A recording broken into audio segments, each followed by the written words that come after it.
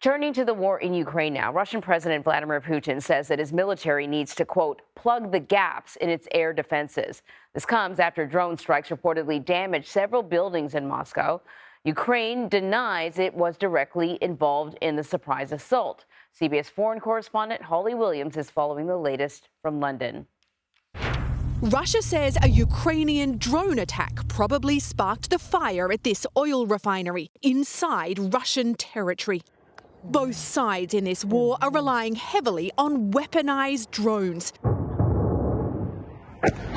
On Tuesday, a swarm of them attacked Moscow, revealing the Russian capital's vulnerability, though Ukraine has publicly denied any involvement.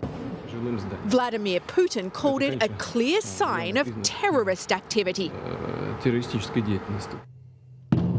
Many would call that ironic, given that Putin invaded his neighbour, while his military has sent these so-called suicide drones that detonate on impact to attack Ukraine cities. These are the drones that are being used to kill Ukrainians. They've caused devastation. Ukraine's responded by building its own armed drones, hoping to get the technological edge. It's a dummy mortar. Yep. We were recently given access to some of its workshops. Boom. A new US military aid package to Ukraine is reportedly expected to include munitions for drones, though the US says it's told the Ukrainians that American weapons must not be used to launch attacks inside Russia, apparently fearing a dangerous escalation. We do not support attacks inside of Russia, period. The Ministry of Defence here in the UK said today that Russia has increasingly ceded the initiative to Ukraine in this war and has had little success in neutralising Ukraine's air defences or destroying its counter-attack forces. That's a pretty scathing analysis of Russia's military capabilities. Anne-Marie. So, Holly, you know, the U.S. has long asked Ukraine not to use U.S.-provided military equipment to strike targets inside Russia. As you know, your package points out, Ukraine says they have nothing to do with anything, any targets within Russia. But, you know, realistically, is there anything to stop Ukraine from using those weapons?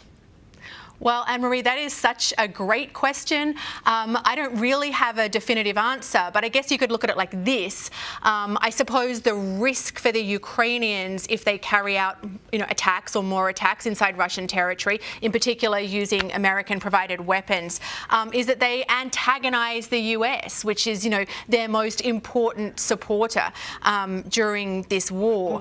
And I suppose, that then as a result of that, perhaps the US won't supply certain items to them.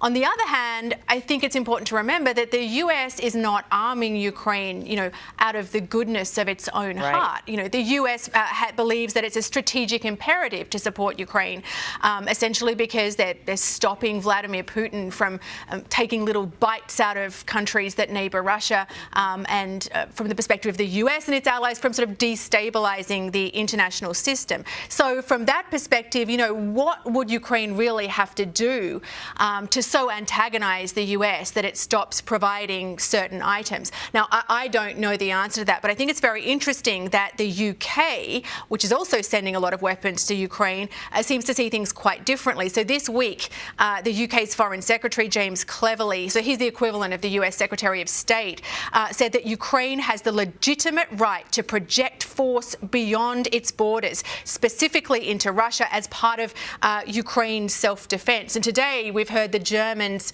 say something pretty similar. This is a legitimate thing for Ukraine to do.